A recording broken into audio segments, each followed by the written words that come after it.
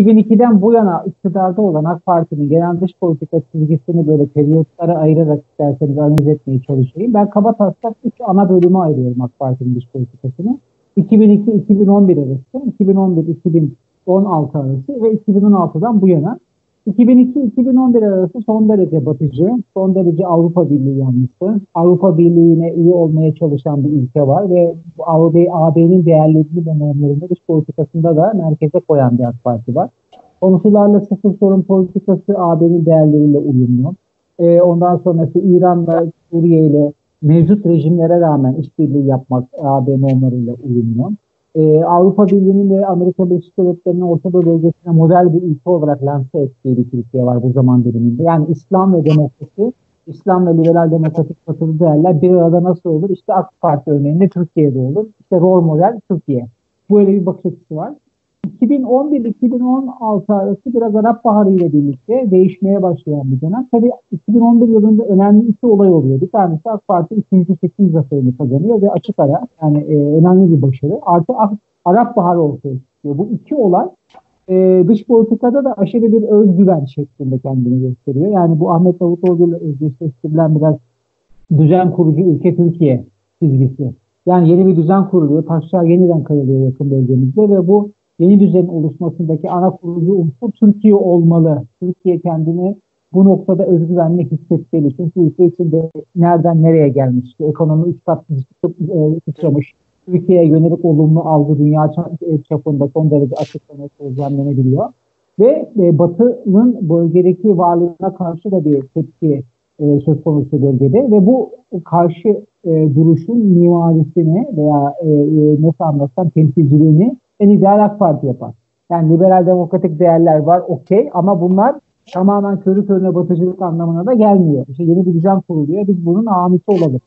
Suriye'deki savaşa müdahalede bulunma bunun en tipik göstergesi. Yani iktidara gelmesi muhtemel yeni rejimlere örnek olma yönünde Türkiye var. İşte Müslüman kardeşlerin iktidara gelmesine alttan alta verilen destekleri bunları biliyoruz. Tabii bu bir aşırı özgüven.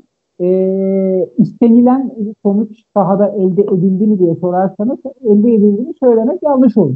Yani biraz arzularıyla kas gücü arasındaki makası arzularından yana kurgulayan ama kas gücünün ona yetmeyeceğinin farkında da pek bence olmayan bir dış politika izledi Türkiye. Özgüvenliydi, evet. Kendini göstermeye çalışıyordu, evet. İddialıydı, evet. Ama istediği her şeyi yapabildi mi? Hayır. Ben böyle okuyorum bunu. Tabii bunu dış dinamiklerle de açıklamak mümkün. Çünkü bu zaman diliminde çok kutuplu bir dünyaya doğru geçmeye başladı dünya. Yani Amerika'nın ve Avrupa'nın dünya siyaseti sahnesindeki konumu ciddi anlamda aşınmaya başladı. Rusya yükseldi. Çin'in muazzam bir yükselişi var. Türkiye gibi orta ölçekli ülkelere şöyle bir etkisi oldu bu sistemik etki değişikliği. Hareket alanımız, manevra kabiliyetimiz arttı. Yani Amerika olmazsa diğeri, Avrupa Birliği olmazsa diğeri. Yani seninle küs olursan başkalarına yaraşırız tarzı refleksler. Yani birçok aktörü birbiriyle dengeleme şeklinde hareket etme kapasitesi bu çok kutuplu dünya düzenine geçişle birlikte arttı. Bu da Türkiye'nin hareket alanını aslında sistemik anlamda kolaylaştıran bir sonuç ortaya attı. Tabii 2015'te Rusya'nın Suriye'deki askeri iç çatışmaya askeri anlamda müdahale olması Türkiye'yi bir gerçekle karşı karşıya getirdi. Nedir o? Yani Rusya gibi çok önemli bir ülke askeri gücünü senin yakınına konuşlandırdığı zaman sen istediğini çok da yapamıyorsun. Yani takdir edin 2015'ten günümüzde Türkiye, Suriye, İran ve Rusya üzerinden Suriye'deki ve Orta Doğu'nun güç kemerindeki çıkarlarını korumaya çalıştı. Ya bu iki unsurla yakın ilişki içerisine girerek yapmaya çalıştı. Bu onu aslında daha realist ve gerçekçi olmaya itti, yöneltti. Yani 2011-2016 dönemi daha liberal, daha böyle iddialı, daha böyle dönüştürücü, başkalarını kendimize benzetmeye çalıştıran bir dış politika. 2016'dan sonra, şimdi diğer dinamiklere de geleceğim, daha böyle kabuğuna çekilmiş, şöyle kabuğuna, yani ayaklarını yere daha sağlam basma, daha böyle bir realist takılma, daha böyle bir ayağının organına göre uzatma refleksleri başladı. Bunun birkaç tane tetikleyicisi var. İlki dış aktörlerin, özellikle Rusya'nın askeri anlamda bölgedeki varlığını hissettirmesi. İkincisi 15 Temmuz olayı. Yani 15 Temmuz olayı bir milat. Bunu çok açık ve net söyleyebilirim. Bu neyi gösterdi Türkiye'ye? Güvenliğimizin, beka sorunumuzun aslında çok da hallolmadığını, yani hem içeride hem de dışarıda Türkiye'nin gidişatından veya AK Parti'nin diyelim artık Türkiye'nin gidişatından memnun olmayan ciddi bir kesimin olduğunu ve onların bütün fırsatları kullanıp Türkiye'yi yolundan alıkoymaya çalışacaklarını gösterdi. Bu da hükümette şöyle bir refleks ortaya çıkardı. Daha korumacı, daha varlığını devam ettirmeye yönelik, daha beka sorununu merkeze alan, daha böyle savunmada ama etrafını çok iyi böyle gözetleyen bir Türkiye. Daha böyle yoğurdu üfleyerek yiyen bir Türkiye aslında. Ben böyle tanımlıyorum. Daha gerçekçi bir Türkiye'ye çektirici bu olay. Bir de tabii şu var, bu 15 Temmuz'dan sonra askeri güç enstrümanlarının dış politikada kullanılmasına daha fazla şahit olmaya başlıyoruz. Mesela 2002-2011 arasında bu kesinlikle yok. Yumuşak güç var, uluslararası ticaret var, karşılıklı bağımlılık var, dönüştürücülük var. Kesinlikle yani bu çok liberal bir dış politikada. Yani Avrupa Birliği'nin kendi içerisinde takip ettiği o entegrasyon mantığını Türkiye Orta Doğu'da yapmaya çalıştı. Böyle karşılıklı entegre ilişkiler üzerinden bir barış topluluğu yaratmak. Ama 2016'dan bu yana işte askeri enstrümanları kullanarak sonuç devşirmeye çalıştık. İşte Irak'ta askeri müdahaleler yaptık. Suriye'de 3 tane benim bildiğim ana askeri operasyon düzenledik. Fırat Kalkanı, Zeytin. Ondan sonra Barış Pınarı, yani tarihlerini karıştırmış olabilirim. Ama ara ara işte İdlib'de askeri anlamda faaliyette olmak, PYD'nin, PKK'nın varlığına karşı hareketlerde bulunmak. Bunlar hep askeri güç enstrümanları. Yumuşak güç ve Avrupalılaşma biraz geri plana itilip askeri güç unsurlarını kullanıp daha realist ve güvenlik endişelerini merkeze koyan bir dış politika çizgisine geldik. Tabii bu yani beka sorunu ben çok önemsiyorum. Yani beka sorunu hani var anlamında söylemiyorum. Yani beka sorunu diskursu söylemi üzerinden bir dış politika daha gerçekçi bir çizgi. Tabii şunu da görüyoruz. Son 6 yılda yani Türkiye'nin olası düşmanları diye tanımlayacağımız aktörler de boş durmadı. Yani bir şey, yani tabii her şeyi dış güçlere atfeden bir kafa yapısına sahip değilim ama şunu da görmemiz lazım. Yani işte Orta Doğu Akdeniz'de bir kutuplaşma var şu anda, bir bloklaşma var. Yani Türkiye ve diğerleri diye bir durum var. Şu anda herkes bizim karşımızda. Yani aslında bu iyi bir şey değil. Yani dış politikada kaçınmamız gereken bir şey. Hiçbir ülke kendisini bu konuda bulmamalı. Yani bunu oldurmamak için mücadele etmeli. Ama biz yani öyle bir durumda da değiliz şu anda. Yani bakıyorum İsrail'le kavgalıyız biliyorsunuz. Temsilcilik ilişkiler yok. Biz Mısır zaten kavgalıyız. Yani Mursi rejimini devreden, deviren hükümetini asla tanımıyoruz. Esad desen zaten kavgalıyız. Birleşik Arap Emirlikleri desen işte 15 Temmuz'un arkasındaki ana finansal güç olarak görüyoruz. Suudi Arabistan desen ondan da hoşlanmıyoruz. Kaşıkçı olayı çok yakınlarda oldu. Yani İran desen İran kendisini modern ülke olarak görüyor Orta Doğu'da Türkiye'yle. Yani herkes bizim karşımızda. Bir de bir Katar var. Katar'la biraz öyle ya da böyle ilişkilerimiz var. Bir de biz varız yani. Başka da bir şeyimiz yok. Bunun yanında Avrupa Birliği senin karşına geçti. Özellikle bu Ruak yaşadıklardan sonra Kıbrıs durumları ve Yunanların tamamen yanındalar. Ve Amerika'da sana şeyden dolayı kızgın. S-400 olayı, işte Ruslarla bu kadar yakınlaşma olayı.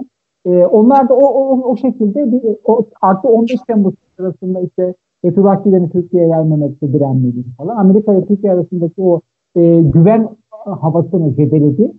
Dolayısıyla şu anda biz nasıl bir konumdayız? Amerika bize karşı. Amerika karşı deyince şunu kastediyorum ben, unutmayın. Yani Trump'ın Cumhurbaşkanı Erdoğan'la ikili sıcak ilişkileri olması Türk-Amerikan ilişkileri iyi gittiği anlamına gelmiyor. Amerika'daki yerleşmiş güvenlik dış politika eliti tamamen bizim karşımızda. Kongre üyeleri tamamen karşımızda. Hele bir de Biden gelirse işler daha da zorlaşacak. Yani Trump'la bir şekilde işte konuşuyorsun, adamın sırtını sıvazlıyorsun, işte söz ediyorsun, işte vücut dilini kullanıyorsun, adam tamam diyor. Ama Biden böyle bir adam değil. Avrupa Birliği de karşı şu anda. Çünkü onlar da şöyle bir algıya kapılıyor. İşte göçmen olayını bir kod olarak kullanıyormuş sözüm ona Avrupa Birliği falan. İşte Yunanistan'ın ve Rumların çok fazla üstüne gidiyormuş. İşte Doğu Akdeniz'i bizim mavi vatan konsepti çerçevesinde bizim yapmaya çalışıyormuş falan. Onlar da tamamen karşı. Özellikle Fransa ile ilişkileri birazdan geliyor. Bölge ülkelerine bakıyorsun. Yani Yunanistan'la nispeten iyi giden bir ilişki yapımız vardı aslında uzun yıllar. Özellikle İsmail Cem'le başlayan 1999 o Sırtaki diplomasisi dediğimiz olaylardan son yıllara kadar aslında iyi gidiyordu ilişkiler. Ama şimdi o da kötü gitmeye başladı. Yani Ayasofya olayı var, işte doğalgaz olayı var, daha başka olaylar, işte Meriç'teki şeyi var, bizim o mültecilere kapıları açmamız var falan. Var da var. Rumlar desen zaten ezeli anlamda Türkiye'nin düşmanı. Mısır desen öyle.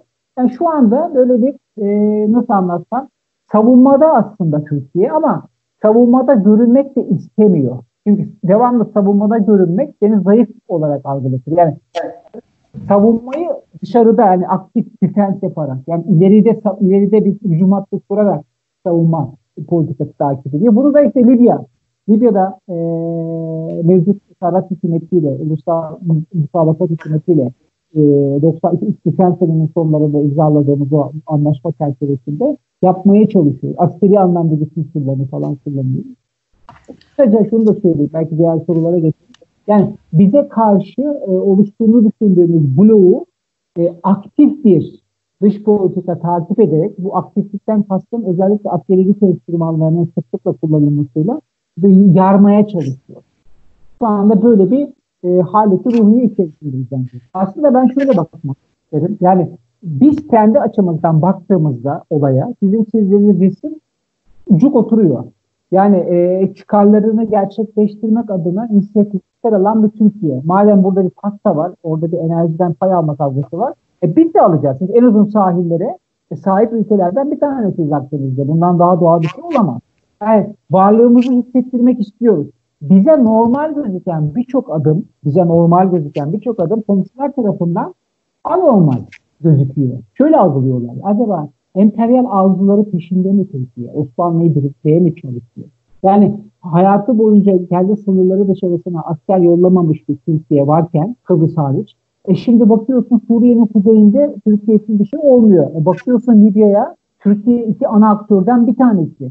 Yani Türkiye azıcık daha destek verse Sarrac'a belki de Haftar'ın hiç şansı kalmayacak. Yani orada hani şimdi algılamakta zorlanıyorlar. Yani Rumlara kafa tutuyoruz, Yunanlılara karşımızdayız, Fransa'ya posta koyuyoruz, Amerika'ya dur falan diyoruz. Rusya'yla bir gün iyiyiz, bir gün kötüyken bunu eleştirmek adına söylemiyorum. Yani bizim bu yaptığımız hareketler başkaları tarafından böyle yayılmacılık mı var acaba Türklerin kafasında? Unutamadığımız Osmanlı geçmişini diye düşünüyorlar bence. Tabii bir de şunu söylemeye çalışıyorum. Yani AK Parti'nin dış politika söylemi aslında yani iddialı bir şey. Yani pasif bir söylem değil. Dış politikayı iç politika amaçları doğrultusunda da kullanan bir hükümet AK Parti. Daha önce gelmiş geçmiş hiçbir hükümet Türkiye'de dış politikayı bu kadar araçsallaştırmadı. Bu benim aslında yani görüşüm ama literatürde hakim görüş de bu yönde. Yani Türk dış politikası çalışan yerli yabancı akademisyenler bu şekilde düşünüyor. Yani bu ne demek? Dış politika üzerinden dışarıda elde edilecek zaferler üzerinden içteki pozisyonunu güçlendirmek, tahakkümünü arttırmak mesela. Bunu yapıyor AK Parti. Çünkü dışarıda ses getiren bir Türkiye içeride olumlu oya bence dönüyor. Türk insanı bundan hoşlanıyor. Yani mesela Türkler böyle insanlarız yani. Heyecanlıyız, iddialı olmayı seviyoruz, posta koymayı seviyoruz, tırnak içinde dayılanmayı seviyoruz, biz bunu seviyoruz. Böyle liderlere de daha bir yakın hissediyoruz Türkiye. Bence hükümet bunu Türkiye'nin, Türk insanının genetik kodlarını çok iyi çözen bir hükümet var şu anda. Bence bunu çok iyi çözüyor. Ama şunu da söyleyeyim. Özellikle bak 15 Temmuz olayı altını çiziyor. Yani bu bir milat. Eğer 15 Temmuz olmasa idi AK Parti MHP ile bir büyük koalisyon büyük ihtimalle yapmayacaktı. Ve Türkiye'de güvenlik odaklı, beka odaklı iç ve dış siyaset şu anki kadar takip edilmeyecekti. Bu çok açık. Ama şimdi niçin varlık sebebini sorgulayan bir ortam varmış gibi düşünüyor AK Parti. Yani herkes bana karşı diyor. Yani içeride altın olmaya çalışıyorlar, dışarıda bir tezgahlar kuruyorlar, işte, varlığını sona erdi. Böyle bir kafa yapısı var. Bu kafa yapısı tartışılır. Doğrudur yanlıştır onu analiz edecek uzmanlığımız yok. Ama böyle düşünüldüğünü tahmin ediyorum. Ve böyle düşünüldüğü için devamlı hücumda olma şeyi var.